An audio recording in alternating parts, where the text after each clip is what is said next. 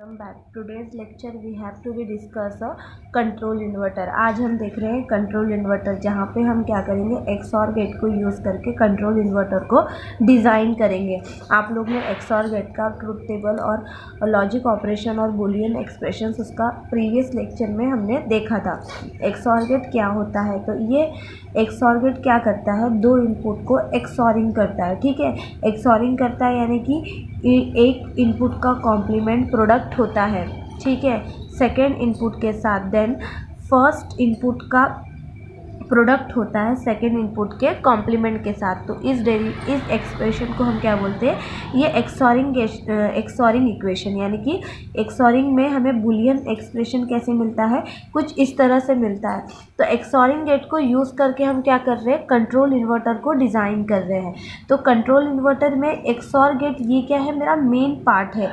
XOR gate provide करता है high output को। एक्सॉर गेट कब प्रोवाइड करता है आउटपुट को हाई, जब मेरा आउटपुट इनपुट इक्वल ना हो। ठीक है, एक्सॉर गेट का आउटपुट मेरा कब हाई प्रोवाइड होगा, मुझे एक्सॉर गेट में आउटपुट कब 1 मिलेगा, जब दोनों इनपुट मेरे इक्वल नहीं होंगे। मतलब ए और बी ये मेरे इनपुट्स है, जब ये दोनों इक्वल नहीं होंगे तब आउटपुट मुझे क्या मिलता है, 1 मिलता है। तो in this figure XOR gate is A. XOR gate को हम क्या दे रहे हैं, एक ए इनपुट दे रहे हैं और सेकेंड इनपुट हम क्या दे रहे हैं, एज अ इन्वर्टर दे रहे हैं। इन्वर्टर हम सेकेंड इनपुट को कंसिडर कर रहे हैं और फर्स्ट इनपुट क्या है, मेरा लो है। एट दैट टाइम जब इन्वर्टर को मैंने लो रखा और इनपुट को लो रखा तो मुझे आउटपुट क्या मिला, लो ही मिला। ठीक है, in this when inverter is low the output A equal to 0। तो वाई ए इक्वल 0 एक्सॉर 0 हुआ, तो 0 एक्सॉर 0 हुआ तो व्हेन द इन्वर्टर मुझे क्या प्रोवाइड हो रहा है, इन्वर्टर 0 ही प्रोवाइड हो रहा है। क्योंकि जब इनपुट दोनों सेम रहेंगे तो एक्सॉर गेट क्या करता है, आउटपुट में क्या प्रोवाइड करता है, लो आउटपुट प्रोवाइड करता है। और जब हाई कब प्रोवाइड करेगा, जब both input are not equal. यही उसकी डेफिनेशन थी। मतलब अगर दोनों इनपुट मेरा नॉट इक्वल है तब जाके मुझे 1 मिलेगा। बट यहाँ पे देखो मेरा दोनों इनपुट ए और जी, ए और इन्वर्टर दोनों क्या है, लो ही है, तो मुझे आउटपुट क्या मिलेगा, लो मिलेगा। अगर मैं एट दैट टाइम दोनों को हाई रखती हूँ तब भी मुझे आउटपुट क्या मिलेगा, लो ही मिलेगा। बिकॉज मेरा एक्सॉर गेट का बेसिक डेफिनेशन यही है कि दोनों इनपुट अगर इक्वल है तो आउटपुट मुझे क्या मिलेगा, 0 मिलेगा। और both input is will be not equal तो मुझे आउटपुट क्या मिलेगा, हाई मिलेगा। तो यहाँ पे मुझे आउटपुट क्या मिल रहा है, 1।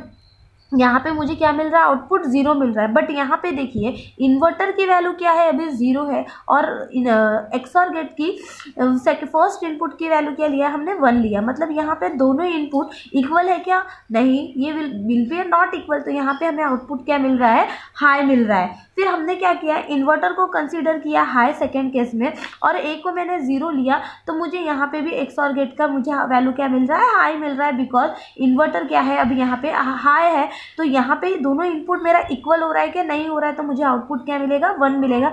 But in this case both input will be same, तो यहाँ पे मुझे आउटपुट क्या मिलेगा, लो मिलेगा।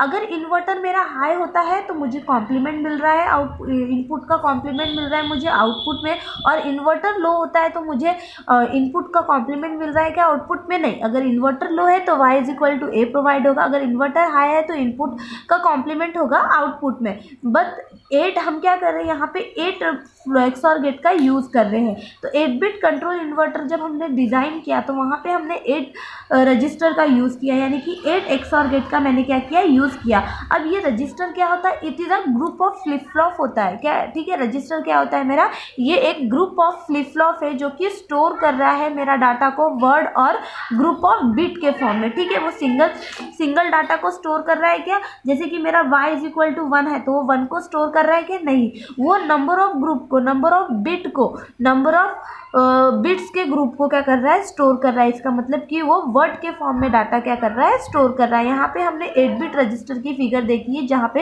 एक एक्सॉर गेट का इनपुट हमने क्या लिया, एज ए इन्वर्टर लिया, सेकेंड को क्या किया हमने, ए इनपुट दिया जो कि 8 बिट रजिस्टर से कनेक्टेड है। व्हेन इन्वर्टर अगर लो था तो मुझे हम जो ट्रांसमिट कर रहे थे डाटा, जब मेरा इन्वर्टर की वैल्यू क्या था, लो था, यानी कि इन्वर्टर जब मेरा 0 था तो मैं जब ट्रांसमिट कर रही थी रजिस्टर में डाटा, जो ट्रांसमिट हो रहा था वर्ड के फॉर्म में, एज यूजुअली जो रजिस्टर में हम जो इनपुट दे रहे थे वही मुझे आउटपुट में प्रोवाइड हो रहा था।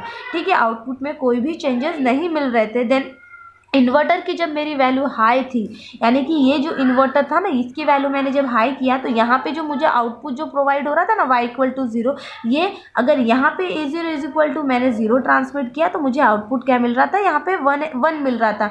यानी कि जब इन्वर्टर हाई था तो मुझे ट्रांसमिट डाटा जो मिल रहा था 1s कॉम्प्लीमेंट के फॉर्म में मिल रहा था रजिस्टर वर्ड को। एक आध एग्जाम्पल ले लेते हैं। मेरा बोथ इनपुट a0 से लेके a7 तक बोथ डाटा कुछ इस तरह से था, 101100 011 ये था। जब इन्वर्टर लो था तो एज यूजुअली उसने क्या किया, जो इनपुट में दिया वही मुझे आउटपुट में प्रोवाइड हो रहा था। यहाँ पे देखिए कोई भी चेंजेस मिल रहा है कि डाटा में नहीं मिल रहा है।